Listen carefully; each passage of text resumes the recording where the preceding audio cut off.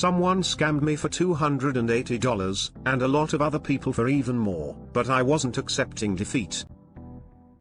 First off, I would like to state that I am in fact an idiot, who has learned his lesson. My birthday is coming up and I decided to treat myself to a new pair of sneakers. Been having a good year at my job and I don't really spend much on myself. I've always wanted a pair of Yeezys, so I got online and found a pair at a really good price. When I was messaging the seller, he asked if I would be willing to not pay through the site, to avoid seller fees, and he would sell even cheaper. He even offered to take the payment through Chase, which I assumed would have me protected, so we used the Zelle Quick Pay feature. Before I sent the money, he even sent me a pic of the sneakers and pics of several receipts from the UPS/USPS, showing that he sells several pairs of sneakers and actually ships them. I agree and we begin and conversation on it. Guy seems pretty legit, doesn't look like he needs to scam people, he seems legit enough, so I send him the funds thinking I just got a deal. No response after the funds are sent, a day goes by with no answers. At this point I chalked it up to a loss and learned my lesson, should have spent the extra $40 and got it from a verified site. Also, do not use Zelle. Chase told me because I used Quick Pay, there is nothing they could do except contact the police. They had no fraud protection for Zelle, even though I paid it through Chase. Turns out Zelle is a scammer's best friend. Only trust PayPal.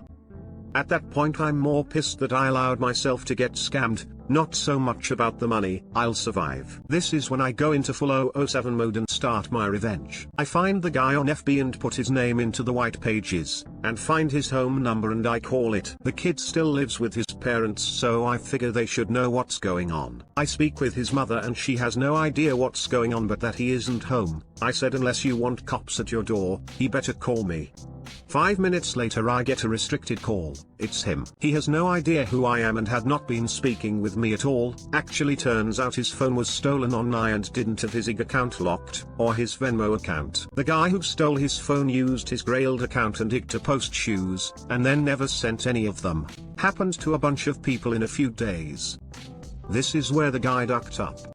The real guy tracked the Venmo account and matched it to a very similar FB and IG account name. I decided to throw a dart in the dark and sent a pic of the FB account to the guy who scammed me. First response: where did you get that? For whatever reason, the scammer decided to text me from his real number at that point. Now I have his number. I now decided to bullshit and told him that the Chase fraud specialist is waiting for me to send the pictures of the receipts he sent me. I told him they could use the very visible tracking numbers to find the seller and their billing info since it was a debit transaction, and that I now had FB photos of him and a name and number. I told him that the real person told me there was an active police investigation and this was the info they needed. I started demanding my money back or I would turn everything over, and in 5 minutes I had all my cash back. He made me promise to delete everything if he sent it all back. I even gave him some answers about the fake conversation I had with Chase. He was trying to find out what they knew, which was everything. Best part was he also used his personal account to send me the money back, which shows his real name, had a slightly different one on FB. The account would also have all of his billing info. He wasn't a very good scammer. All of the accounts were deleted and I've been blocked. Doesn't matter, I'm sending everything to the poor guy this scammer has been destroying. The poor guy said it's been the worst 4 days of his life, constant calls and emails about being scammed. Luckily Venmo covered all the money that the scammer transferred out of his account. But he also wants revenge. Hopefully he will get it now, since we now know exactly who it is. I did go through a verified site and purchased the shoes for real with no worries. I had to have them on principle at that point, lol. TLDR. Got scammed, tricked the scammer into thinking I knew who he was for sure. He verified everything when he got scared and gave more useful info. Got my money back and turned everything over to the guy the scammer stole the phone from. Hopefully he will be arrested. Edit, guy took everything I sent him to a detective that he is working with. Let's see if anything happens. Now to the comments. Well done, sometimes it only takes one stubborn victim. OP replied, thanks. Stubborn is an understatement, haha. Hey man. You saved people. Basically a hero in my opinion. Wow, that was a really dumb scammer. It's impressive that they scammed so many people. OP replied, it's Zelle honestly, I don't know how Chase can allow people to use such an unsecured payment method. It's for bank transfers, not buying things. Imagine someone cashes your check and it turns out they scammed you. It's too late to get that money back without the cops. Glad you helped out the guy whose info was stolen. OP replied. I felt so bad for him. He seemed like a nice guy dealing with a lot of shit at the moment. It got heated on the phone and we ended up apologizing. I was pissed I got scammed and he was pissed he was scammed and getting calls accusing him of stealing. Hope it all works out. But yet you didn't turn over all your evidence and conversations over to the authorities for theft and fraud. What's stopping you? OP replied.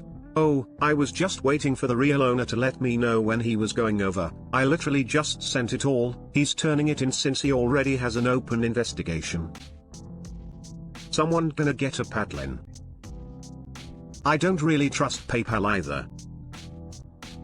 PayPal can't be trusted either. If you ever need to do transactions using PayPal, make sure that the funds are taken from your credit card. Yes, you can add it to PayPal, since CC companies will handle disputes and fraud right away. Do not use Zelle for transactions with people you don't know FTFY. OP replied. Or even people you do know. I read a couple stories where people put in a wrong number and the money ends up in limbo or in someone else's account, with no way to retrieve it, unless the person decides to send it back. I had a guy accidentally send me money on Venmo. I had the same name of his friend. Luckily, I sent the money back, because I legally could have kept it. Major loopholes in these payment methods.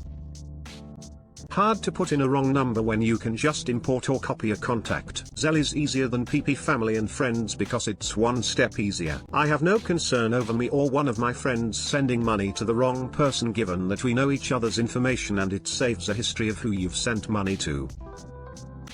Honestly, as soon as he asked not to pay him through the site so he wouldn't have to pay the seller fees, I would have been out right there. That's just really shady. If I know the seller isn't going to be honest with the site they work through, why should I expect them to be completely honest with me? I would have screenshotted the conversation right then and reported them on the spot. But you handled that situation beautifully. Well done.